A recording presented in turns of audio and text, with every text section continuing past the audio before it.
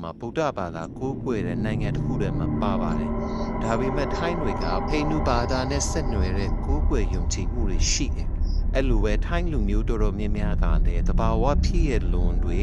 မော်အစွမ်းတွေတရေနဲ့ဝိညာဉ်တွေကိုယုံကြည်ကြတယ်။ပွဲမှာထိုင်းကတရေ၆တဲ့နေရာများဆိုပြီးရိုက်ရှာလိုက်နေရာတွေအများကြီးထွက်ပေါ်လာပါလိမ့်မယ်။အဲ့ထဲတွေကမှနာမည်ကြီးနေရာ10ခုအကြောင်းကိုပြောပြပေးပါမယ်။ဘန်ကောက်မြို့ကဖစ်စနူလုတ်ဆိုင်ကြီးဒီဆိုင်ကြီးကို1922ခုနှစ်ကယာမဘရင်ရဲ့လက်ထောက်အတွဲတိစောက်ခဲ့တဲ့ဆိုင်ကြီးဖြစ်ပါတယ်။အခုချိန်မှာတော့လက်ရှိဝင်ကြီးချုပ်ရဲ့အိမ်တော်ဖြစ်ပေမဲ့လည်းတရေများစွာရှိရလို့ပြောကြပါတယ်။အဲ့တဲ့တဲ့နေ့အကြောင်းအဲ့နေရာမှာကြာရှည်စွာနေပြီးတဲ့လူတွေနဲပါတယ်။နံပါတ်1 CSD ရာဇဝတ်မှုနှိမ်နင်းရေးဌာနအကျဉ်းထောင်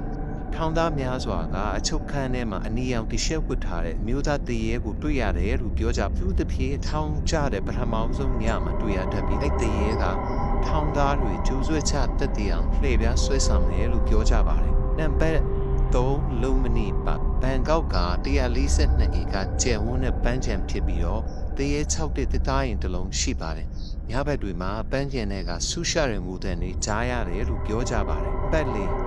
Richard Brasam လမ်းဆုံးဘန်ကောက်မြို့လေပတူဝမ်မှာရှိတဲ့လမ်းဆုံးဖြစ်ပြီးနိုင်ငံသားများကြားနာမည်ကြီးတဲ့ကမ္ဘာအဆင့်ဈေးဝယ်စင်တာတစ်ခုလည်းရှိပါတယ်။အရင်တော့ကမင်းသားချူရာဟရဲ့နန်းတော်ရှိပြီးကျင်းစားတင့်ပြီးတော့တရေ၆တယ်လို့ပြောကြပါတယ်။နံပါတ်5 Mahidol University ထိုင်းရဲ့နာမည်ကြီးတက္ကသိုလ်တစ်ခုဖြစ်ပြီးအဲ့ဒီနေရာကဘရင်ရာမ4နဲ့5လက်ထက်မှာအလောင်းတွေကိုတကြူရနေရဖြစ်ပါတယ်။ကျောင်းသားများစွာဟာတရေပူကတ်တာတရေ၆တာတွေကိုခံစားကြရတယ်လို့ပြောပါတယ်။နံပါတ်6 West Samurai ဖျားချောင်းတောက်သွားတဲ့လမ်းတိနေရာကနေပြီးတော့မဲရောင်ဝတ်စုံဝတ်ထားတဲ့အမျိုးသမီး2ယောက်က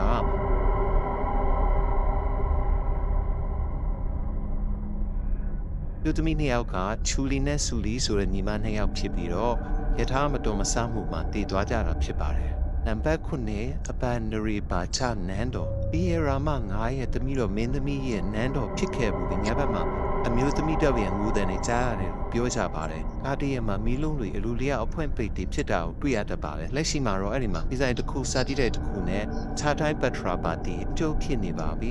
။နံပါတ်10 West Suranara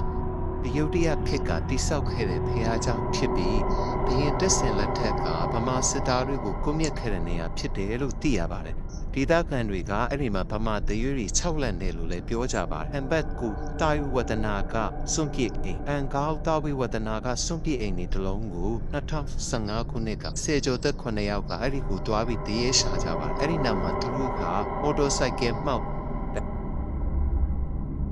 19ခုနှစ်မှာတက်ရှင်သူ2ယောက်ပဲကျန်ခဲ့ပါတယ်။တေဆုံးမှုတိုင်းမှာအဖြူအောင်ဝစ်ဆောင်ဝတ်ထားတဲ့အမျိုးသမီးတယောက်ကိုတွေ့ရတယ်လို့သူတို့တွေကပြောကြပါတယ်။သူတို့ကိုတတ်တဲ့အနီးကဒါအိုးညီရတဲ့တရေလို့ပြောကြပါတယ်။ဘက်30ထိုင်းအလဲပိုင်းကရုတ်တရက်ရှေးဟောင်းသမိုင်းဝင်ပန်းချံ14ရာစုကနေ18ရာစုအတွင်းနှစ်ပေါင်းတန်400ကျော်ရှိရဲ့ရှေးဟောင်းမြို့တော်လည်းဖြစ်ပါတယ်။မြို့ဟောင်းထဲမှာကျိန်သာတင့်နေတဲ့ရေထနာတွေရှိပြီးတော့ဦးဆာဖောင်ဆယ်လို့ခေါ်တဲ့တရေတွေကအဲ့ဒီရေထနာတွေကိုစောက်ရှောက်ထားတယ်လို့ပြောကြပါတယ်။ဥတဖြစ်